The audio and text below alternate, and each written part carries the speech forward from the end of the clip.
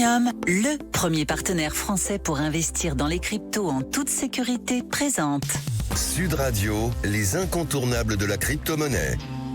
Thomas Binet.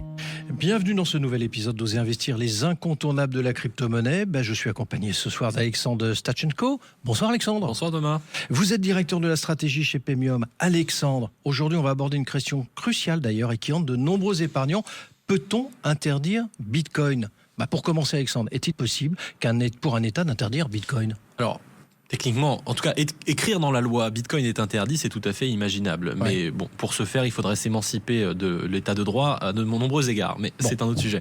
Mais ce qui compte, c'est l'effectivité de cette interdiction. Et techniquement, interdire complètement Bitcoin, c'est complexe en raison de sa nature décentralisée. Cependant, les gouvernements, ils peuvent restreindre son utilisation en réglementant des plateformes d'échange, en interdisant certaines activités liées aux crypto-monnaies par exemple. Mais quels seraient les moyens d'une telle interdiction ? Les autorités pourraient bloquer l'accès aux plateformes d'échange ou pénaliser par exemple le minage de crypto-monnaies, mais cependant ces mesures, elles pourraient pousser les utilisateurs vers des solutions décentralisées ou sur des marchés parallèles ou offshore étrangers. C'est ce qu'on a constaté en Europe, où la réglementation est particulièrement précoce et restrictive. Est-ce que les Européens ont arrêté d'utiliser Bitcoin ? Non, simplement et malheureusement pour l'Europe, maintenant ils se fournissent sur des plateformes étrangères. Y a-t-il des exemples de pays ayant tenté d'interdire Bitcoin ? Oui, tout à fait. L'Afghanistan des talibans a récemment interdit Bitcoin parce que ça offrait trop de liberté aux Afghans et notamment aux Afghanes qui, on le rappelle, n'ont pas le droit tout simplement de détenir d'argent. La Chine aussi a suspendu de façon temporaire le minage, mais ces interdictions, souvent, elles n'ont pas éliminé l'utilisation de Bitcoin. Les activités, elles se déplacent tout simplement vers des juridictions plus favorables. Alors interdire Bitcoin, cela aurait aussi des implications économiques, j'imagine. Quelles seraient-elles ? Interdire Bitcoin, ça peut freiner l'innovation technologique, financière, et puis ça peut faire prendre du retard dans l'adoption de ce qui peut être potentiellement un nouvel étalon monétaire mondial. Par ailleurs, ça peut aussi encourager le développement de marchés noirs, ce qui rend les transactions moins transparentes et donc plus difficiles même à réguler.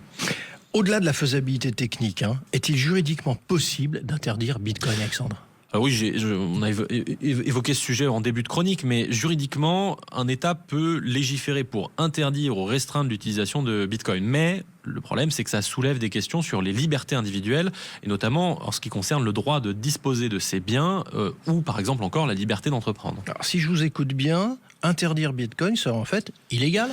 Alors en fait, pour interdire Bitcoin, il faudrait faire quelques sorties significatives effectivement de l'état de droit et des libertés fondamentales. Alors on l'a vu d'ailleurs juste avant quand on parlait de pays qui interdisent Bitcoin, on a mentionné l'Afghanistan des talibans ou la Chine du Parti communiste chinois. Donc le fait qu'il existe des tentatives de l'interdire, ce Bitcoin, en fait ça devrait plutôt nous alerter sur l'état de certaines démocraties. Et pour quelle raison ? En réalité, les personnes qui revendiquent vouloir interdire Bitcoin en disent beaucoup plus sur elles-mêmes que sur Bitcoin. Elles se mettent en fait dans le même camp que les talibans ou le Parti communiste chinois, deux entités qu'on a du mal à soupçonner d'agir en faveur des libertés fondamentales. Merci Alexandre pour tous ces éclairages. On vous retrouve mercredi prochain pour un autre numéro d'Oser Investir, les incontournables de la crypto-monnaie. Et pour ce qui me concerne, je vous donne rendez-vous dimanche matin dès 9h30 sur Sud Radio. Sud Radio, les incontournables de la crypto-monnaie. Thomas Binet. avec Pemium, le premier partenaire français pour investir dans les cryptos en toute sécurité.